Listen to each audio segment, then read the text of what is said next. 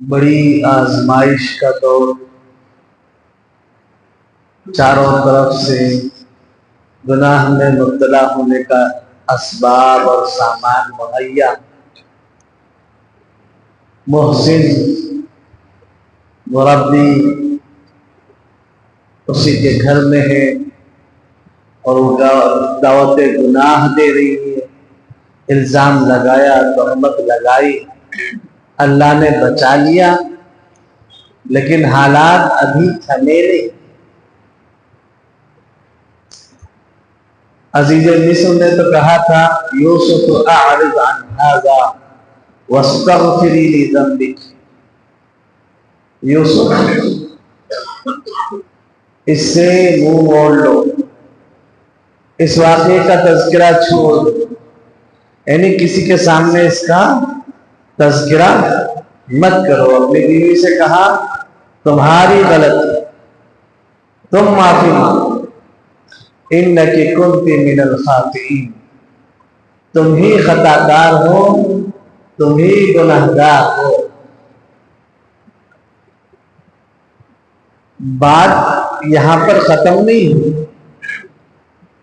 جب اونچے گھرانوں میں اور اونچے گھرانوں کی عورتوں میں کوئی بات ہو جاتی ہے، وہ چھپائے نہیں چھپتی، بات چھپی نہیں، پھیل گئی لوگوں میں، خاص طور پر ارکان دولت، مالداروں، امراء کی عورتوں میں بات پھیل گئی۔ قرآن کریم نے ان عورتوں پہ تبصرے کو نقل کیا، وقال نسوة في المدينة امرأة العزيز تراود فتاها عن نفسه قد شغفها حبا إنا لنراها في ضلال مبين۔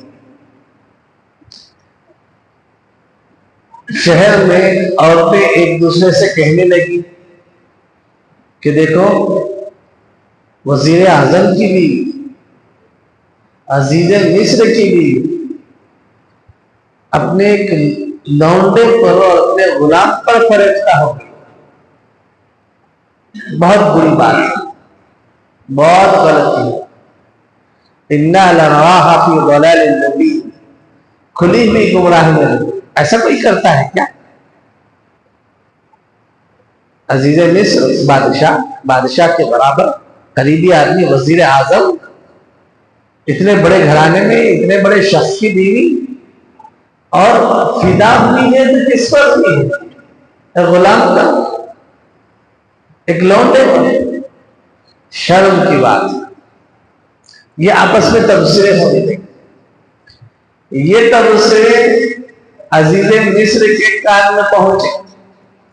فلما سمعت بمکرہن ارسلت الیہن واعتدت لہن متکئا، تو کیا کیا؟ ایک پروگرام بنایا۔ اچھا تمہیں ایک ڈیمو دکھا دیا، تم لوگ مجھ میں کیا کر رہے ہو؟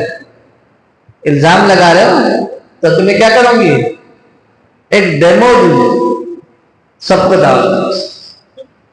ایک موقع بنایا، خاص انداز سے پوری عورتوں کو بڑے گھرانوں کی دعوت میں بتایا۔ دعوت کیا تھی؟ خاص انداز سے سب کے لیے مسحریاں سجائی، بیٹھنے کے لیے ٹیک لگا کر بیٹھے، اور ہر ایک کے لیے الگ الگ کھانے کا نظام۔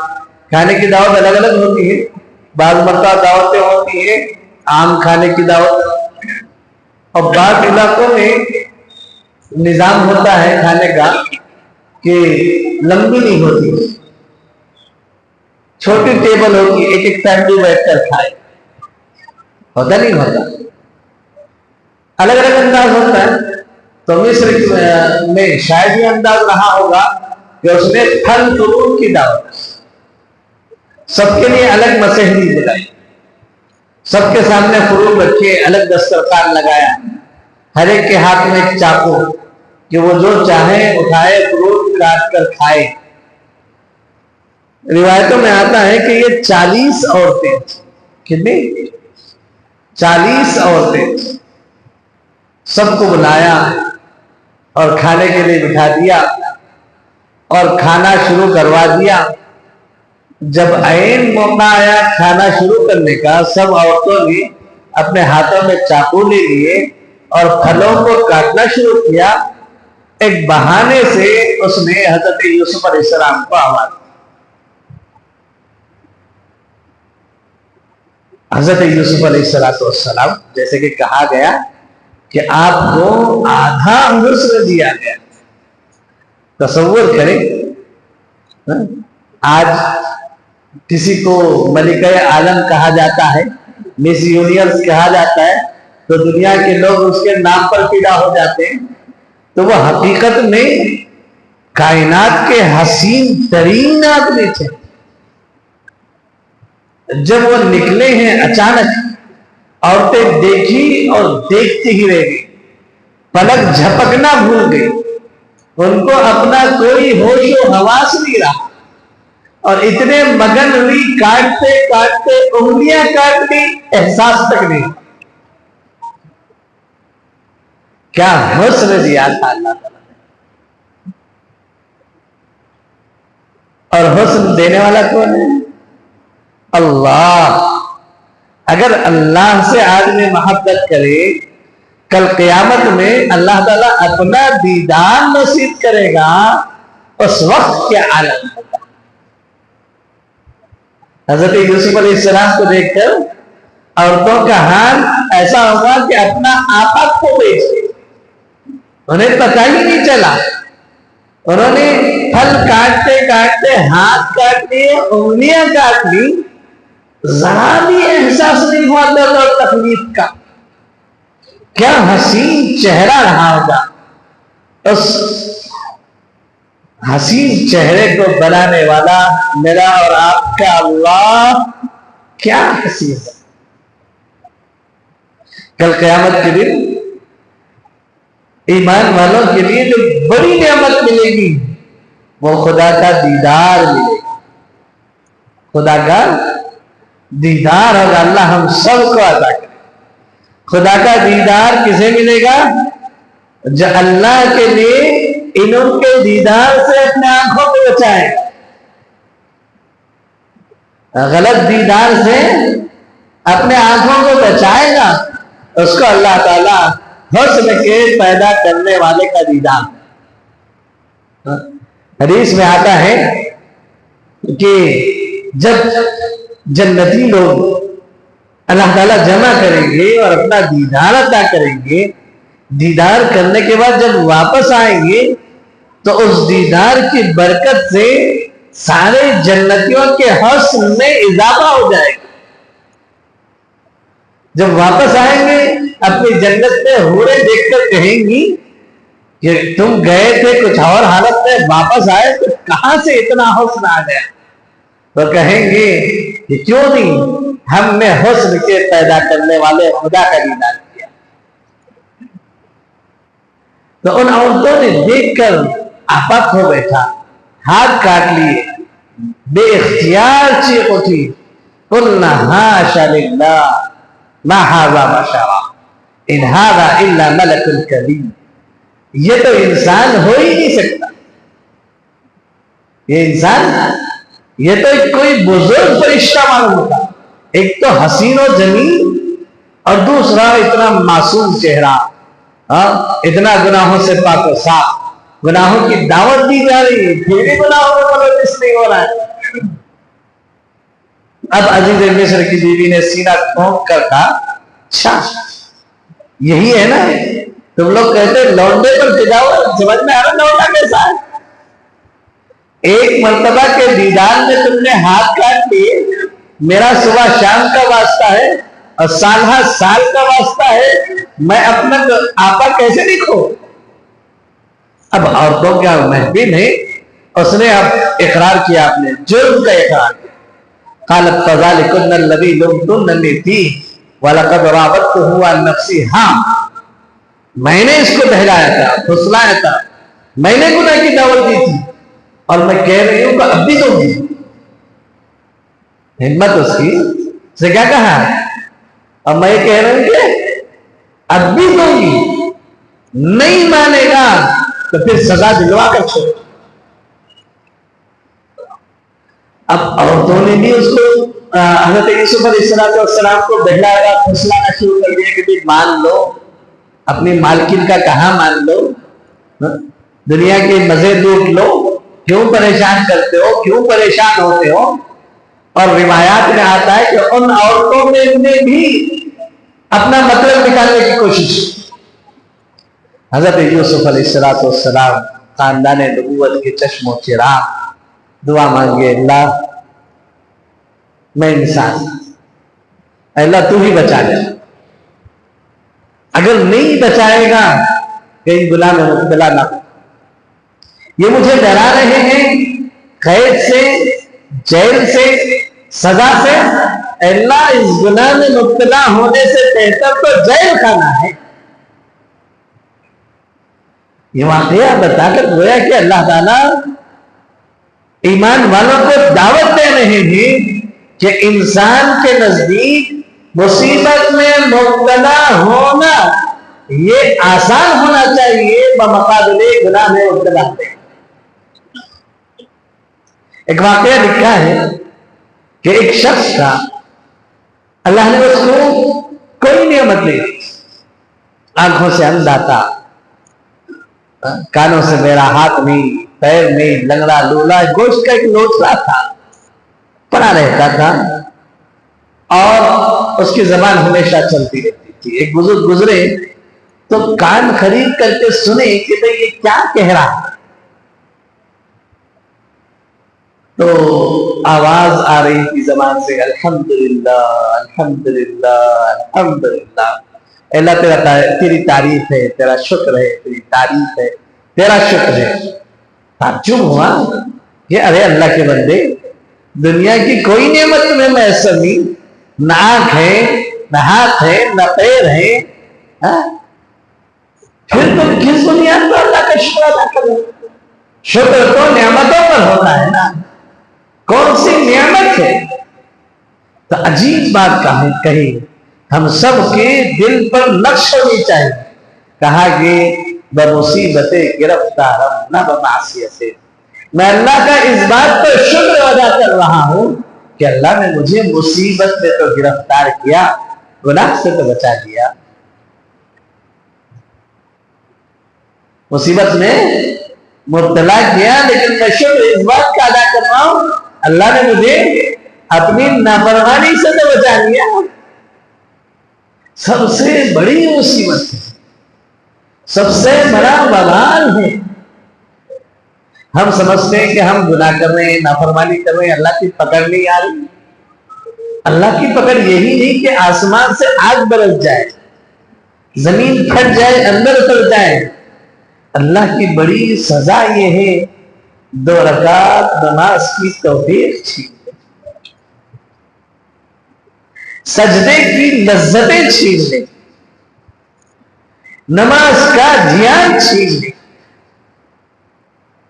ذکر کی لذت چھین لے، گھنٹوں نافرمانی میں تو مبتلا ہو اور تھوڑی دیر دین کی باتیں سننا بابا ہوتا ہے، تھوڑی دیر بیٹھ کر اللہ کا نام لینا مصیبت بن جائے، اس سے بڑی سزا اور کیا؟ اما جان حضرت عائشہ رضی اللہ تعالیٰ عنہ کو سر میں بھی درد آتا تو سر یوں پکڑ کہتی، اللہ پتہ نہیں میں نے کوسا گناہ کیا۔ تو ایک مومن کے لیے بڑی سے بڑی مصیبت میں مبتلا ہونا آسان ہے گناہ میں مبتلا ہونے سے۔ حضرت یوسف علیہ السلام نے دعا کی، اللہ یہ ڈرا رہے ہیں مجھے، میں قال رب السجن احب الی مما يدعوننی الیہ والا تصرف عنی کیدہن اصب الیہن واکن من الجاہلین۔ اللہ قید خانہ، جیل خانہ مجھے بہت محبوب ہے، اس گناہ میں مبتلا ہونے سے جس کی یہ عورتیں مجھے دعوت دیں۔ نبی نے مانگی تھی، اللہ نے دعا قبول کی، فاستجاب له ربه فصرف عنه کیدہن، اللہ نے ان کے مکر سے بچایا۔ پہلے ایک عورت کا مکر تھا، اب 40 عورتوں کا مکر ہو گیا۔ اب عزیز مصر نے اپنے لوگوں سے مشورہ کیا، چینی گوئیاں شروع ہو گئی، معاشرے میں بدنامی ہونے لگی، تو ظاہر بات ہے اپنی بیوی کو تو بدنام نہیں کرے گا۔ لوگ کیا ہے، عزت بچانے کے لیے بے گناہوں کو بدنام کر۔ تو اس نے مشورہ کر کے سوچا، لوگوں نے رائے دی، مشورہ دیا، ثم بدا لهم من بعد ما رأوا الآیات، بہتر ہے کچھ دن اسے جیل میں رکھ دو، مصیبت چھوٹے گی، بیوی کے فتنے سے بچے گا، اور پھر یہ معاشرے میں جو باتیں چل رہی ہے، بدنامی ہو رہی ہے، وہ بدنامی کیا ہو جائے گی، دب جائے گی۔ لوگوں نے دبانا سوچا، اللہ نے اسی کو اٹھانے کا سبب بنا دیا۔ بھائیوں نے دبانا سوچا تو اللہ نے اسی کو سبب بنا کر بادشاہ وزیر اعظم کے گھر میں پہنچا دیا۔ آج وزیر اعظم نے دبانا سوچا، اللہ تعالیٰ نے بادشاہت کی تخت پر پہنچا دیا۔ اب لے جا کر حضرت یوسف علیہ السلام کو جیل میں ڈال دیا گیا۔ جب جیل میں پہنچے تو وہاں ان کے اخلاق کھل کر سامنے۔ اب ایک گھر میں تھے، گھر سے نکل کر کہاں ہے، جیل خانوں میں، لوگوں میں، عوام الناس میں، برے لوگوں میں، بے گناہ بھی تھے، اس میں گناہ گار بھی تھے۔ تو ایسے لوگوں میں پہنچے تو ان کو سمجھانا، ان کے ہمدردی کرنا، ان کو اچھے اخلاق کی تعلیم دینا ایک سما بن گیا۔ لوگ، اچھے لوگ جیلوں میں جاتے ہیں تو وہ ان کی سزا نہیں ہوتی، وہاں موجود لوگوں کے لیے رحمت بن جاتی ہے۔ اللہ تعالیٰ جیل میں رہنے والوں پر رحم کرنا چاہتا ہے تو نیک لوگوں کو بھیج دیتا ہے، ان کی زندگیاں بدلنا چاہتا ہے۔ حضرت یوسف علیہ السلام گئے تو جیل کا ماحول بھی بدل گیا۔ اسی درمیان دو آدمی جیل میں لائے، قید کیے گئے۔ یہ کون تھے؟ یہ بادشاہ کے دونوں خدمت کرنے والے تھے۔ دونوں پر الزام تھا کہ انہوں نے بادشاہ کو جان سے مارنے کی سازش کی۔ ایک تھا بادشاہ کو شراب پلانے والا، اور ایک بادشاہ کا نان بھائی، روٹیاں پکانے والا۔ تو دونوں میں سے کسی میں زہر ملا ہوا تھا۔ بادشاہ اس سازش سے کسی طرح بچ گیا، دونوں پکڑے گئے، دونوں پر الزام آیا، جیل میں بھیج دیا گیا۔ معاملے کی تحقیقات چلتی رہی۔ اب یہ دونوں جیل میں آئے تو جیل میں ان لوگوں نے خواب دیکھا۔ حضرت یوسف علیہ السلام کی خصوصیت ہے کہ اللہ تعالیٰ نے حضرت یوسف علیہ السلام کیا ہے، خواب کی تعبیر بتلائے، خواب کی تعبیر کا علم عطا فرمایا۔ ایک خاص علم ہوتا ہے جو ہر کسی کو حاصل نہیں ہوتا۔ تو حضرت یوسف علیہ السلام خواب کی تعبیر بھی بتلاتے تھے۔ یہ لوگ آئے، جیل میں قید ہوئے، حضرت یوسف علیہ السلام کے چرچے سے متاثر ہوئے، دونوں نے خواب دیکھا۔ خواب کیا دیکھا؟ جو آدمی بادشاہ کو شراب پلا رہا تھا اس نے کہا کہ انی ارانی اعصر خمرا۔ یوسف علیہ السلام سے ایک نوجوان، حضرت میں نے خواب دیکھا ہے کہ میں خواب میں انگور نچوڑ رہا ہوں، شراب نچوڑ رہا ہوں۔ دوسرے نے کہا انی ارانی احمل فوق رأسی خبزا تأکل الطیر منه نبئنا بتأویلہ انا نراک من المحسنین۔ میں دیکھ رہا ہوں کہ سر پر روٹیوں کا ٹوکرا اٹھائے ہوئے ہوں، اور ان روٹیوں کے ٹوکرے میں آ کر پرندے چونچ مار کر روٹیاں کھا رہے ہیں۔ دونوں نے کہا کہ ہم نے یہ خواب دیکھا، اس کی تعبیر بتا دیجیے۔ حضرت یوسف علیہ السلام نے کہا کہ ضرور بتاؤں۔ دیکھو کھانے کا وقت ہوگا، کھانا آنے والا ہے، کھانا آنے سے پہلے میں تمہارے خواب کی تعبیر بتاؤں۔ لیکن آدمی جب کہیں ضرورت مند ہو کر آتا ہے تو محسن کی بات غور سے سنتا ہے۔ انبیاء علیہ السلام، نیک لوگ، اللہ والے، یہ انبیاء کی سنت ہے اور انبیاء کے متبعین کی بھی سنت ہے۔ کوئی موقع نصیحت کا ہاتھ سے جانے نہیں دیتے۔ حضرت یوسف علیہ السلام نے کہا کہ یہ موقع ہے، کہا کہ میں تعبیر بتلاؤں گا۔ یہ تعبیر کیا ہے؟ میں کوئی غیب کا جاننے والا نہیں، اللہ نے مجھے علم دیا۔ کیوں دیا ہے؟ میں شرک نہیں کرتا، میں کفر نہیں کرتا، اور میں اپنے باپ دادا کے دین پر ان کے احکامات پر عمل پیرا. حضرت یعقوب پر حضرت ابراہیم علیہ السلام کا جو دین ہے توحید کا اس پر میں عمل پیرا ہوں. اور جو لوگ اللہ کو نہیں مانتے شرک کرتے ہیں آخرت کو نہیں مانتے میں ان کی اتباع نہیں کرتا. میرا ان سے کوئی تعلق نہیں. شرک بری چیز. اور پھر ان سے سوال کیا یا صاحب السجن ارباب متفرقون خیر ام اللہ الواحد القہار. میرے جیل کے ساتھیوں تم ہی سوچو کسی چیز کا ایک مالک بھلا یا دسیوں مالک بھلا, ملک کا ایک بادشاہ بھلا یا ہزاروں بادشاہ بھلا. تم اتنے خداؤں کو دیوی دیوتاؤں کو پوچھتے ہو تو بھائی کس کے پاس جاؤ گے ضرورت پڑی تو. ساری چیزوں کا ایک مالک ہو تو ماننا آسان عبادت آسان. زبردست ہو طاقت والا ہو.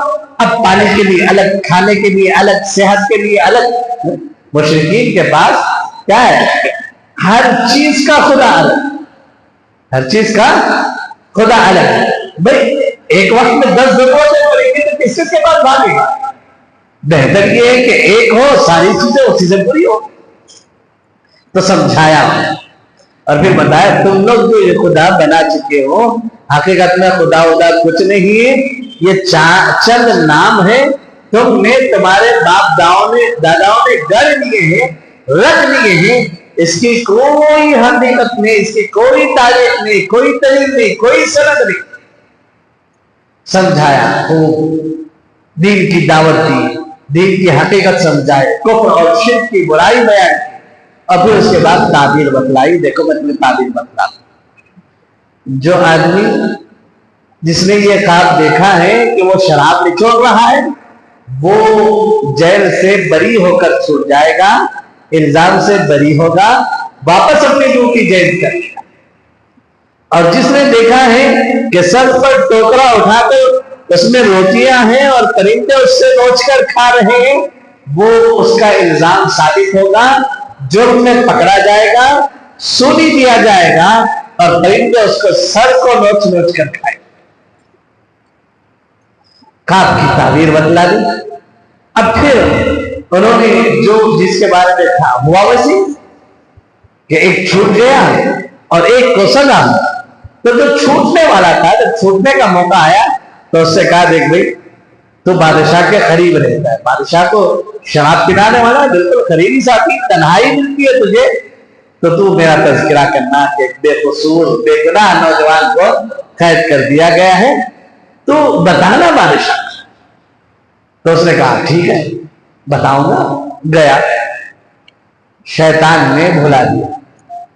خوشی آتی ہے تو سب بھول جاتا ہے. آدمی جب خوشی میں ہوتا ہے تو مصیبت کے ساتھیوں کو بھول جاتا ہے, اور اچھا آدمی وہ ہے جو مصیبت کے ساتھیوں کو کبھی نہیں بھولتا. یہ بھول گیا, بلکہ شیطان نے بھلا دیا, بلکہ اللہ نے یہ نظام بنایا کہ میرا نبی چھوٹے تو کل کسی کا احسان مند نہ ہوگا. کل یہ نہ کہے کہ دیکھو کسی کو چھوٹ گئے بڑے عہدے پر بدلے میری وجہ سے چنے نا, ورنہ جیل میں سڑتے رہتے ہیں. تو کبھی کوئی احسان نہ جتلائے, نبی پر کسی کا احسان نہ ہو. نبی پاک صلی اللہ علیہ وسلم نے کہا کہ میں نے جن لوگوں نے مجھ پر احسان کیا سب کا بدلہ چکا دیا سوائے ابو بکر صدیق. اللہ احسانات کا بدلہ چکاتا ہے. اللہ نبی پر کسی کا احسان باقی نہیں رکھتا. تو اللہ نے ان کا بھی احسان باقی بھلا دیا. اس میں ایک بات یہ بھی بتائی ہے کہ کوئی اچھا کام ہو تو اللہ کی طرف نسبت کرنی چاہیے, برا کام ہو تو یہاں قرآن کریم نے تذکرہ کیا کہ شیطان نے اس کو بھلا دیا. تو بھولا نہیں, شیطان نے بھلا دیا. اب بھلا دینے کے بعد اللہ تعالیٰ نے کئی سال وہاں پر رہے, ایک دو دن نہیں, کئی سال وہاں رہے. پھر اللہ تعالیٰ نے ایک عجیب نظام بنایا جس کی وجہ سے اپنے بل بوتے پر نکلے, اور نکلے نہیں, اپنے اوپر جو الزام تھا وہ الزام کو صاف کر کے نکلے اور سیدھا اوپر کے دربار میں پہنچے. یہ اللہ کا نظام. جو آدمی نیک ہوتا ہے، اللہ والا ہوتا ہے، بے گناہ ہوتا ہے، بے قصور ہوتا ہے، اور پھر وہ صبر بھی کرتا ہے، شکر بھی کرتا ہے، اللہ کی اطاعت بھی کرتا ہے، اللہ پر بھروسہ کرتا ہے، اللہ تعالیٰ ہر مصیبت سے نکالتا ہے۔ قرآن کریم میں ایک جگہ اللہ فرماتے ہیں وَمَن يَتَّقِ اللَّهَ يَجْعَلْ لَهُ مَخْرَجًا وَيَرْزُقْهُ مِنْ حَيْثُ لَا يَحْتَسِبُ وَمَن يَتَوَکَّلْ عَلَى اللَّهِ فَهُوَ حَسْبُهُ، جو اللہ کا تقوی اختیار کرتا ہے، اللہ کا خوف اختیار کرتا ہے، اللہ سے ڈرتا ہے، يَجْعَلْ لَهُ مَخْرَجًا، ہر مصیبت سے نکلنے کا اللہ اس کو راستہ دے، ہر مصیبت سے۔ وَيَرْزُقْهُ مِنْ حَيْثُ لَا يَحْتَسِبُ، اور اللہ تعالیٰ اس کو ایسی جگہ سے رزق دیتے ہیں جس کو وہ سوچ بھی نہیں سکتا۔ آج آدمی دنیا میں کس کے لیے پریشان ہے؟ کھانے پینے اور رزق ہی کے لیے پریشان ہے نا۔ فرمایا اللہ سے ڈرو، اللہ کا خوف اختیار کرو، تقوی اختیار کرو، اللہ تعالیٰ ہر مصیبت سے نکالے گا اور اپنی جانب سے ایسی جگہ سے رزق دے گا جہاں سے تم تصور بھی نہیں کرو۔ اللہ تبارک و تعالیٰ توفیق عمل نصیب فرمائے۔ وآخر دعوانا